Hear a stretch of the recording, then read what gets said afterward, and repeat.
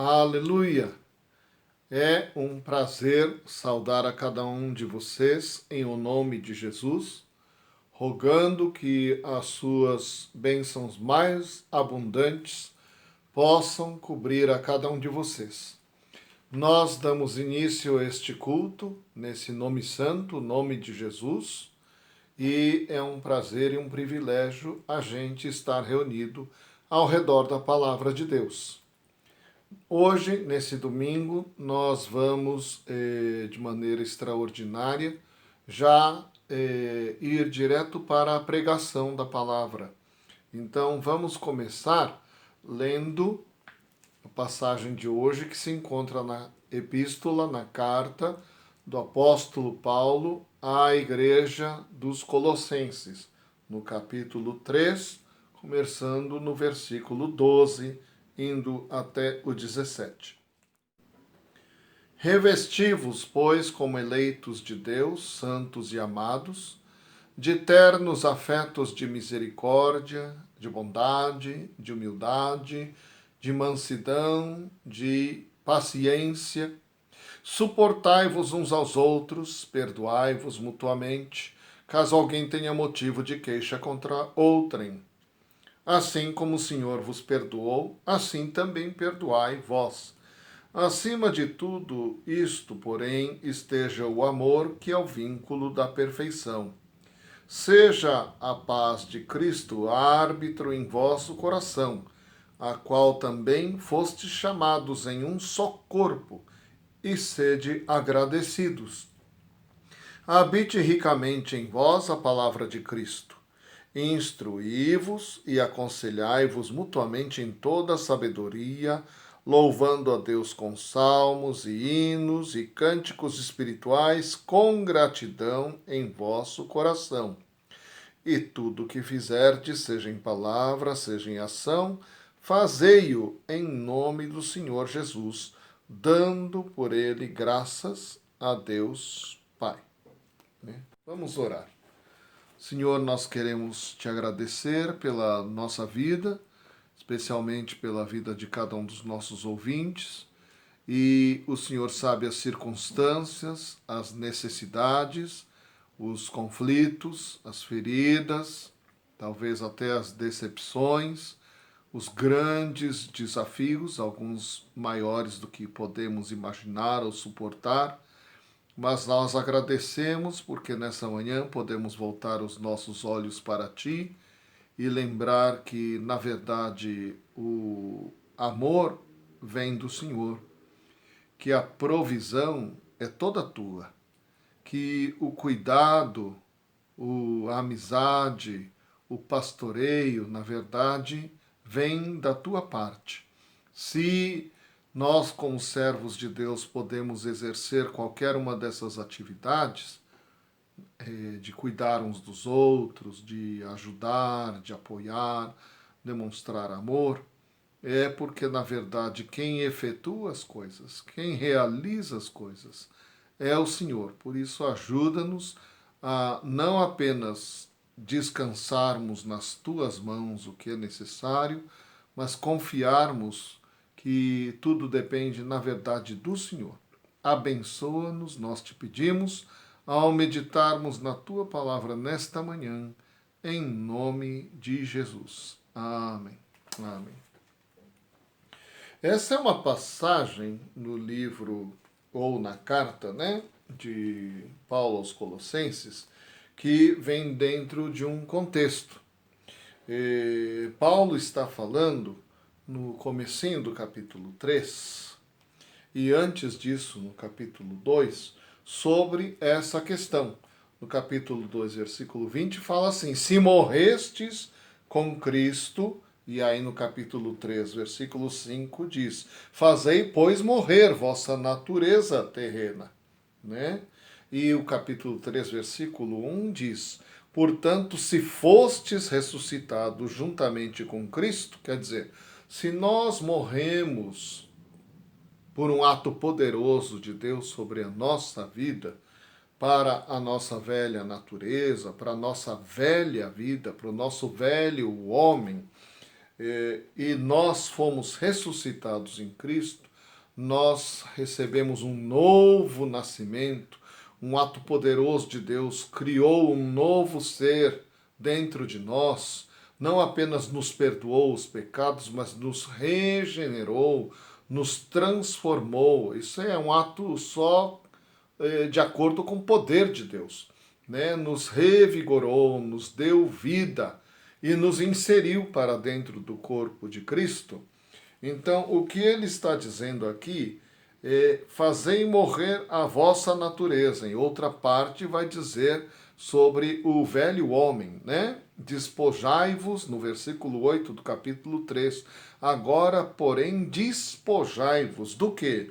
Ele diz aqui no capítulo 3, versículo 5: prostituição, impureza, paixão lasciva, desejo maligno, avareza, que é o desejo de ter mais e mais e mais, né?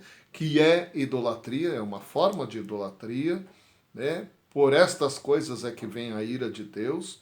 E aí continua dizendo no versículo 8: ira, indignação, maldade, maledicência, linguagem obscena do vosso falar, isso é palavrões, piadas sujas, maliciosas. Continua dizendo: não mintais, quer dizer, joga fora a mentira, uma vez que vos despistes do velho homem com os seus feitos. Então, o que Paulo está dizendo é que há um ato de você se desfazer, de você abandonar. Quando a gente vem para Jesus, a gente vem numa condição de miserabilidade espiritual. A Bíblia diz que quando a gente chega para Jesus, nós somos primeiro mortos espiritualmente, nós somos inimigos de Deus, dentro de nós existe rebeldia para com Deus e para com outras pessoas, existe inimizade, existe sentimento de raiva, de ira, de amargura. A gente vem com uma carga muito pesada e ela é chamada de morte. Estamos mortos em nossos delitos e pecados. Agora, a questão que Paulo está levantando aqui é que ele está fortalecendo essa ideia de que quando alguém nasce de novo em Cristo, ele se torna cristão, e o nome cristão significa, na sua origem, pequeno Cristo. Essa pessoa deve jogar fora tudo que correspondia àquela vida anterior a ele ser cristão. Por quê? Porque Deus tem um plano de vida melhor. A nova natureza que Deus faz nascer na gente clama e anseia por algo melhor do que a gente vinha vivendo. Isso é chamado aqui no versículo 10 de novo homem. E vos revestistes do novo homem, que se refaz para o pleno conhecimento, segundo a imagem daquele que o criou. Então, veja, como Paulo está dizendo que aquela imagem de Deus, do Gênesis, façamos o ser humano a nossa imagem e semelhança, é uma retomada do plano original de Deus antes do evento da queda por causa do pecado. Então, o que Paulo está dizendo é que a gente precisa deixar aquela velha natureza pecaminosa, decaída, corrompida, morta e que traz morte, em troca de um novo modelo. E esse novo homem é segundo a imagem daquele que o criou. Quer dizer, é a restauração da imagem de Deus em nós. Como a Catherine Booth, a cofundadora do Exército de Salvação, dizia: tudo o que nossos primeiros pais perderam no Éden foi restaurado na cruz do Calvário em Cristo Jesus. Então, Deus deseja, através da sua atuação livre na nossa vida, poder restaurar essa imagem de Deus na nossa vida. E aí nós adentramos ao texto que lemos hoje. Revesti-vos, pois, como eleitos de Deus, santos e amados, de ternos afetos de misericórdia, de bondade, de humildade, de mansidão, de paciência, suportai-vos uns aos outros, perdoai-vos mutuamente, caso alguém tenha motivo de queixa contra outrem. E aí ele vai dizer exatamente: assim como o Senhor vos perdoou, assim também perdoai vós. Ele está dizendo que o modelo de tudo isso é Jesus. Mas veja bem, não é um modelo no sentido de comportamento aprendido. É um modelo que está impresso na nova natureza.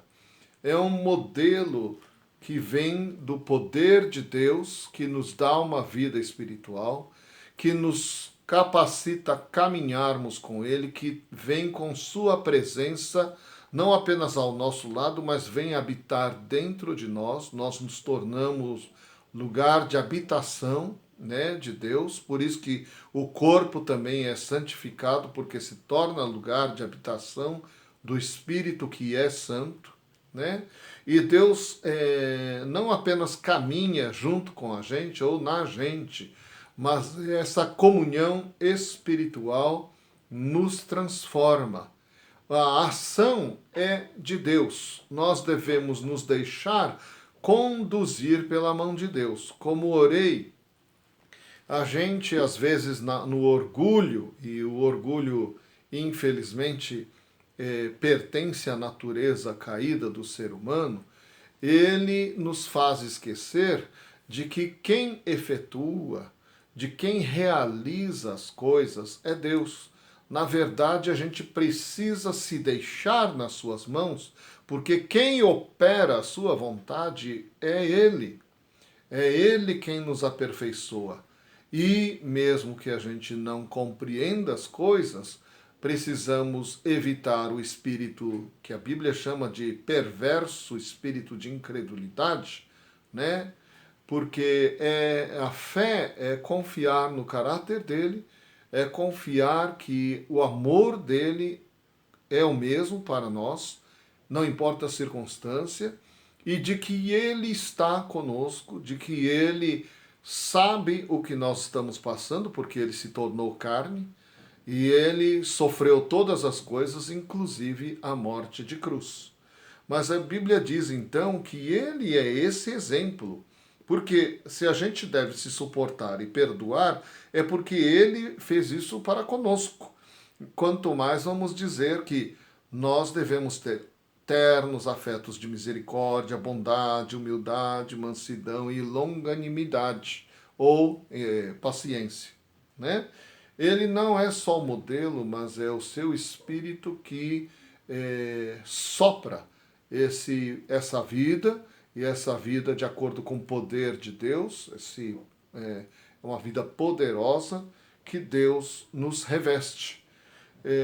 A Bíblia fala nessa passagem da necessidade de fazer morrer a velha natureza. É interessante porque, ao mesmo tempo em que diz, se morrestes com Cristo, também diz, fazei, pois, morrer.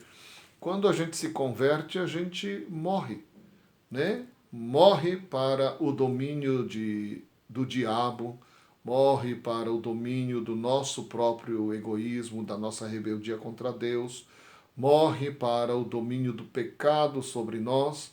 No entanto, é claro que a gente continua sendo tentado, nós continuamos tendo nossas fraquezas. Eu sempre falo, né? Quando a gente aponta o dedo para alguém, tem três para nós, né? Se alguém caiu por um pecado, não ria dele, porque a gente sabe que a gente pode não ter exatamente a mesma fraqueza daquela pessoa, mas nós somos vulneráveis em outras áreas, né? Nós não somos super-homens. Nós temos sim o poder de Deus sobre nós. Esse poder nos liberta do poder do diabo, do pecado e da morte. Sim, Mas a Bíblia diz também: fazei, pois, morrer a vossa natureza terrena. Quer dizer, é um ato contínuo de quê? De esvaziar-se, ou como diz o versículo 8, despojar-se. A gente tem que se despojar de algo para poder se revestir, né? Os antigos costumavam dizer que Deus tira a sujeira da gente, né? A gente é como um vaso, então Deus tira a sujeira da gente, Deus limpa a gente, né? Para Ele poder então encher a gente com a sua presença. Os antigos diriam que seria com o óleo, né? Que representa o Espírito Santo, para que esses vasos que somos nós, de barro, frágeis, mortais, vulneráveis, pudéssemos carregar a excelência da sua presença e da sua graça, né? Ainda assim vulneráveis, mas ainda assim carregando a excelência da presença e da ação da graça de Deus através da nossa vida, né? Mas nós precisamos lembrar que há um ato, né, de se despir, de se despojar, de se desfazer, de abandonar e um outro lado de se revestir.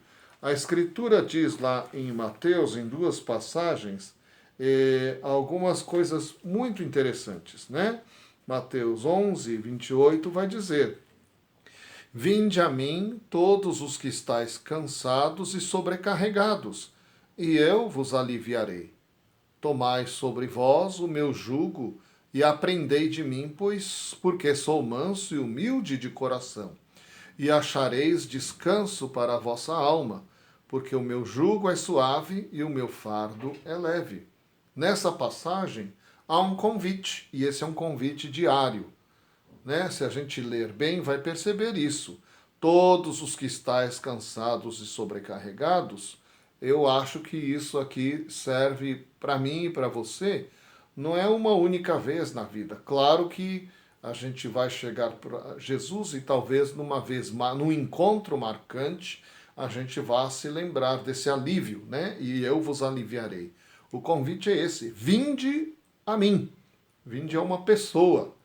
Não é vinde a um sistema, não é vinde a um credo.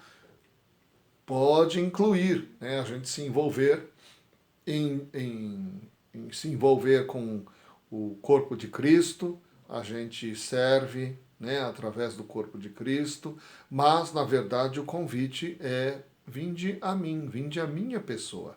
Isso é a salvação, né? Conhecer a Deus e conhecer a Jesus. E todos os que estais, né? Então, cada vez que a gente se sente assim, cansado, sobrecarregado, né? Então, vinde a mim, é o convite. Ele é constante, é aberto, e eu vos aliviarei. E aí a Bíblia diz: tomai sobre vós o meu jugo e aprendei de mim, porque sou manso e humilde de coração, e achareis descanso para a vossa alma. Então implica, quando a gente tomai sobre vós o meu jugo. Eu falei isso outro dia na pregação, que o jugo é aquela canga, né, que vai sobre o animal de carga. Tomar sobre nós o jugo quer dizer, é o jugo dele, nos sujeitarmos a ele, permitirmos que ele nos guie, que ele nos conduza de uma maneira suave, por isso que o jugo é suave, né? Porque ele é sensível a nós, mas nós também temos de ser sensíveis a ele, porque senão aquele negócio de madeira machuca o ombro do animal de carga, mas essa não é a intenção, né? A intenção é que o Senhor, estando do outro lado do jugo, da canga, né? Ele vai nos conduzir de maneira suave. E a Bíblia fala que haverá sim um fardo, porque o meu jugo é suave e o meu fardo é leve, né? Em outra passagem em Mateus, Jesus vai dizer de outra maneira, né? Se alguém quer vir após mim, a si mesmo se negue, tome a sua cruz e siga-me. E o versículo continua, versículo 25 do capítulo 16 de Mateus. Porquanto quem quiser salvar a sua vida, perdê-la-á. quem perder a vida por minha causa, achá-la-á. Então, existe uma dinâmica de a gente abandonar, ou pelo menos a gente entregar alguma coisa para Deus, deixar fora do nosso controle, talvez já esteja até fora do controle, mas confiar ao cuidado dele. E existe um movimento de tomar. Jesus diz nessa passagem: tome a sua cruz. Se lá é a canga, se lá é o jugo, né? Tomar o jugo, aqui é tomar a cruz. Mas isso implica que a gente está abrindo mão, né? Negue-se a si mesmo se negue.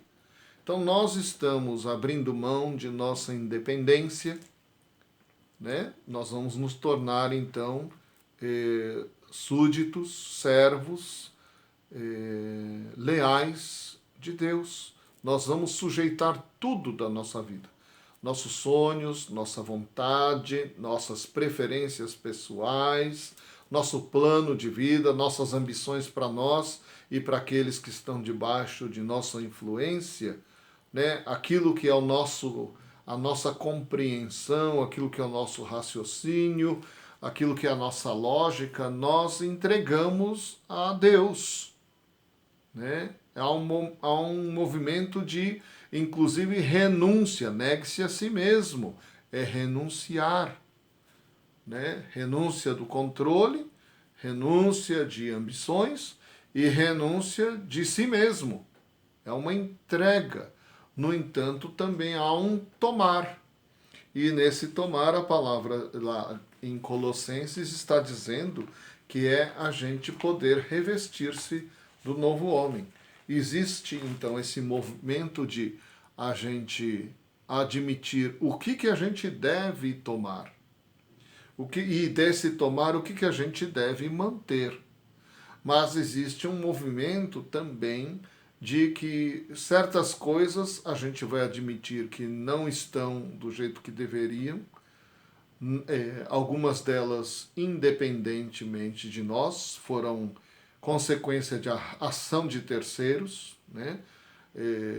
Muitas vezes a gente sofre por causa do que os outros fizeram. E outros vão sofrer por causa do que a gente fez. Mas a gente precisa lembrar que, em certas circunstâncias, a gente precisa simplesmente entregar para Deus, esperando que Ele vá no seu poder, porque o poder é dele, né? Agir em favor dessa situação que para nós talvez seja insolúvel ou incorrigível. A Bíblia diz lá no Antigo Testamento que o homem que teme a Deus, o homem que anda retamente, ele é íntegro, ele é sincero, ele é honesto, que anda no temor do Senhor, que honra a Deus em todos os seus caminhos, pensamentos e motivos, até os inimigos dessa pessoa Deus vai reconciliar com ele. Mas a ação é de Deus, né? Nós recebemos o benefício, nós recebemos a benção.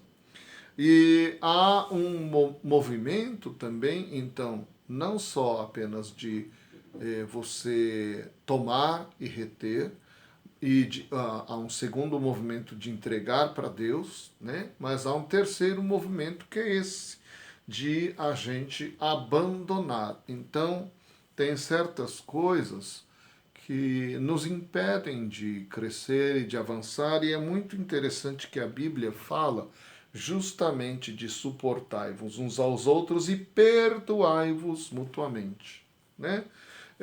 Nós todos, enquanto nos relacionamos com pessoas, sofremos. A gente se machuca, alguém machuca a gente, né? Seja marido, mulher, pai, mãe com filho, filha, irmão com irmã, primo com prima, né? Pastor com ovelha, oficial com os seus relacionamentos. Nós somos seres humanos. Então, nas nossas relações, infelizmente, Ninguém pode apontar o dedo para o outro dizendo você me feriu, sem se lembrar de que eu também feri outras pessoas. E aí é que entra essa questão: suportai-vos uns aos outros, perdoai-vos mutuamente, caso alguém tenha motivo de queixa contra outrem. Assim como o Senhor vos perdoou, assim também perdoai vós. Então, Paulo está sendo muito específico nessa área, porque muitas vezes, entre as coisas que a gente precisa abandonar, é mágoa, é amargura, é rancor. Pode ter sido motivado por motivo, pode ter uma origem justa, essa ira, essa raiva, né? Sofreu uma grande injustiça, sofreu uma violência, né? Tiraram algo, ou infelizmente até alguém, né? Precioso. No entanto, o que a Bíblia diz é que a gente não pode guardar isso. Por quê? Porque esses sentimentos ruins, e aqui está falando sobre a questão do perdão, eles impedem que o vaso venha a ser reposto com o óleo que é santo.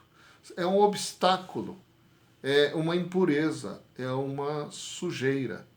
E ele fecha o nosso coração para o revestir-se da imagem de Deus. Se Jesus morreu perdoando aqueles que o mataram, a gente não vai poder receber o espírito desse Jesus que é humilde e que é manso, né?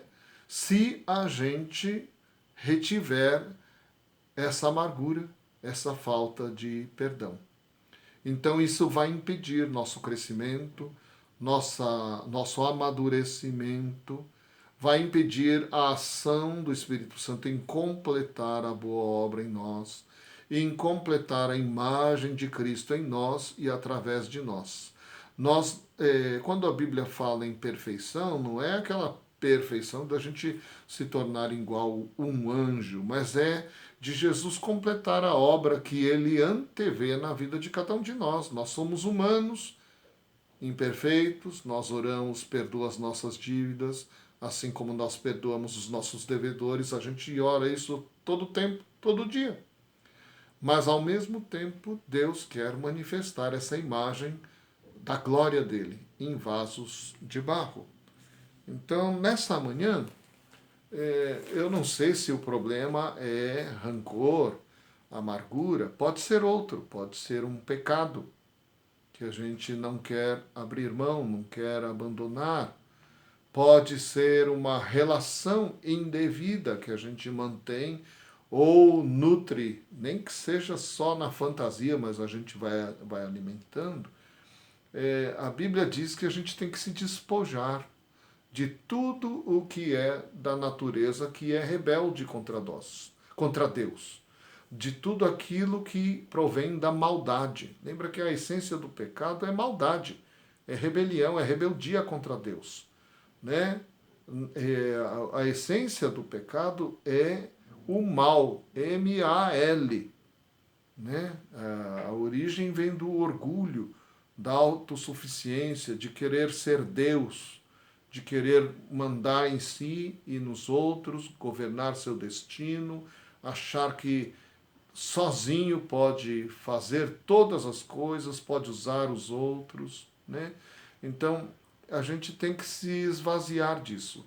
O Espírito de Deus é quem queima essas coisas, é quem destrói, e que Deus, então, possa ter todo o espaço.